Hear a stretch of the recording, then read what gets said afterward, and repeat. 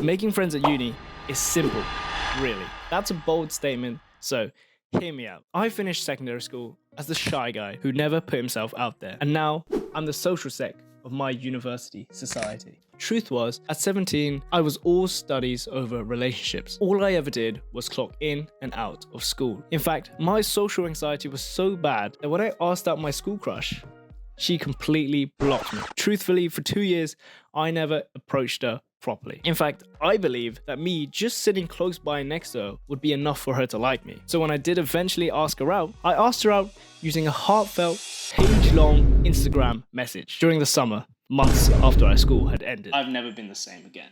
A few years ago, the trend on YouTube was all about the self-improvement grind set, and I was a very big fan. In the long run, I've loved the way it's helped shape me the way I am today. But with society as a whole struggling to maintain and make healthy relationships, I truly believe that some of these messages can be really problematic for our mental health. I believe there's a path on the point of improvement that when it gets really difficult, it's important for us to reach out to those around us and ask for help. Humans are social creatures, and everything becomes easier and more enjoyable when you work well with the people around you. So when I started university, I really knew I had to make a change. But we all know that talking to people in the outside world is scary. But there are 3 simple steps that I took that made meeting and making friends in university so much easier. And stick around to the end of this video for the most important trick of them all: how to get over your social anxiety.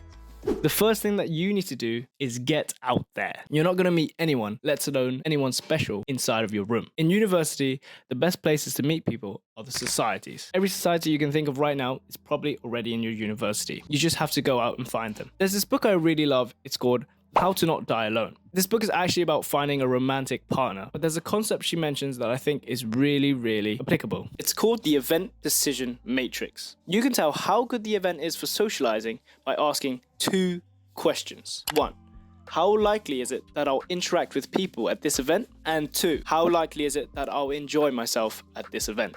Events where you'll have ample opportunities to meet and greet people, especially the informal ones where you can still hold long conversations, is really good for getting to know people. And making sure you go to events where you'll enjoy yourself is super important too. An event that energizes you brings out the best side of you. You'll be happier, relaxed, and more yourself, which is absolutely the best time to meet people. And doing the things you enjoy means you're more likely to meet someone with similar interests to you. And that definitely creates great conversation. I really enjoy my sports. So I made most of my friends in sports societies like basketball and volleyball. I couldn't make the official uni teams, but even the recreational ones can be an amazing time and even let me make friends in a comfortable environment. Step 2 is for using group chats. If you're a freshman, or you're watching this video before university term starts again, I advise you to meet people online before term starts. Join university group chats as early as you can, like in the summer before uni starts. These are your fresher group chats for the incoming year, chats for your university course, and also chats for your accommodation. This is super important because anything that you're unsure about, people will be there on the group chat to help you out. It's also a great time to get comfortable with the people you're going to be living with, and a great time to introduce yourself beforehand. And getting just a little bit comfortable with the people around you can make your move to uni a little bit smoother. And it can be super beneficial on those first few days in university when you're in a completely new environment and you have those close few friends that you can rely on. When I joined my uni accommodation, they were already planning to have a flat dinner together with everyone in the chat. Just introduce yourself with a simple hello and ask a question or 2 about something you're unsure about to get a conversation started. Uni group chats are also a very good tool to help you scan the area beforehand and find the sort of people that you should try to avoid. So now that you know where you can find and approach people, the next thing we have to talk about is, what on earth are you supposed to say? I have a little framework I like to use when I'm talking to people. Most people don't enjoy small talk. So to be engaging, ask someone questions that fascinate them and is meaningful to them. Be interested in them instead of trying to be interesting yourself, although you probably very much are. So my first tip to start an engaging conversation. Turn up to a conversation with a mid-action statement. Something like, something crazy happened to me on my way here. Make sure it comes off natural and not rehearsed. You skip all the small talk and get straight into juicy conversation. Another great approach you can use is soliciting advice. People love to help others, and they feel a much stronger connection to you when they do help you. So ask them for their advice. I'm trying to organize a surprise party for a friend. Do you have any tips for keeping it a secret? If you're new to an area, ask them if they have any favorite spots, or jokingly, any places where you need to avoid. Let me give another example. Say you want to talk to someone in a coffee shop.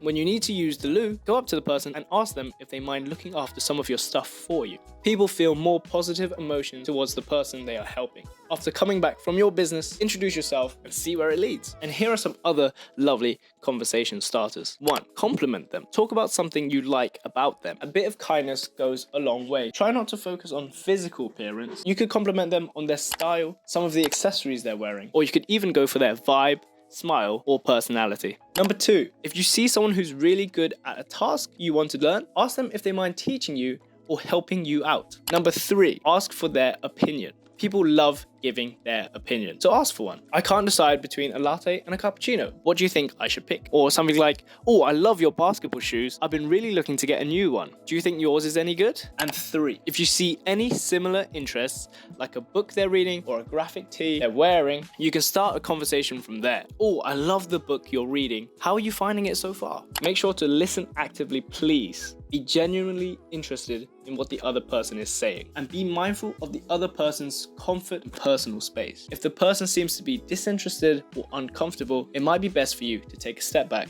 and end the conversation politely. Now I'm moving on to my final step. Step number 3, how to get over your fears. If I'm going to make a video on how to make friends, I have to tackle the most common thing holding people back. We all know we can hold a decent conversation, but it's just our doubts and our fears that get the better of us. The fear we feel when talking to strangers usually comes from us doubting our own skills when conversing. And it's totally common to feel nervous in situations where you can be judged by others. It definitely takes some bravery to step up for this task. What you might like to hear is that this fear can easily be trained through practice. It's definitely hard at first, but the more strangers you talk to, the more you discover about yourself and also others. What I'm about to say was an absolute game changer for me for getting over my fears. My advice is come into every conversation only with the idea to have fun. Don't approach anyone thinking you have to receive something from them. Don't think about getting their number. Don't approach someone thinking you have to make friends with them, and don't even approach someone with the idea that you have to make them like you back. All you need to do when you talk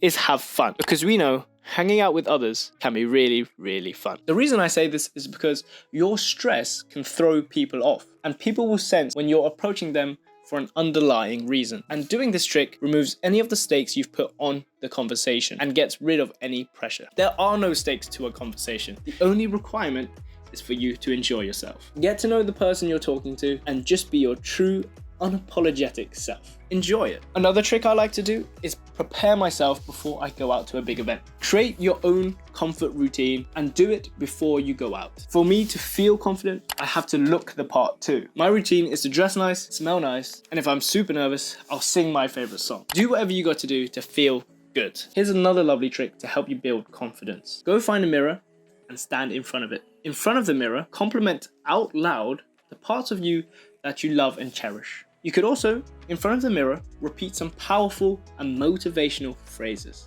You are the man, you are the man, you are the man, I am the man.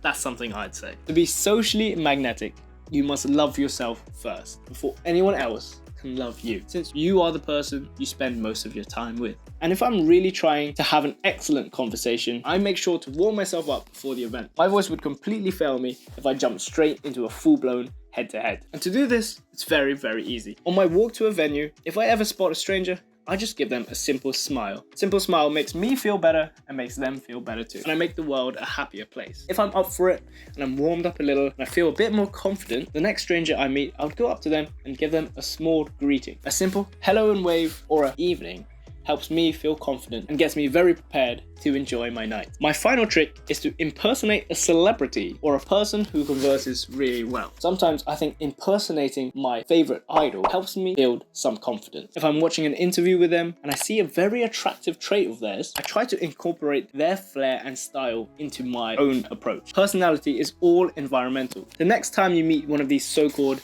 social magnets, or anyone who communicates in a way that you like. Try to observe how they approach certain situations. Try to learn habits off of them and incorporate them as your own. Over time, you will naturally ingrain some of this identity into your own personality. A stranger is pretty much just a friend who you haven't met yet. When first coming to university, I was so nervous. I mean, it's really tough trying to fit in, especially in a new environment when you're miles away or even across the world from your home. And university is so different from school. And I still remember the first friend I made in university. She was so social too. She made me feel so comfortable with starting university and introduced me to so many of her friends too. And trust me when I say, you will feel so much more at ease when you open yourself up and step out of there and meet people like her. Or perhaps you will be that one special person who makes others feel more appreciated and welcomed. All my life growing up quiet, I never imagined that making a few small changes could cause such a turnout. Uni is the time for the biggest growth and the best experience of your life you've ever had. And my guide for a great time at university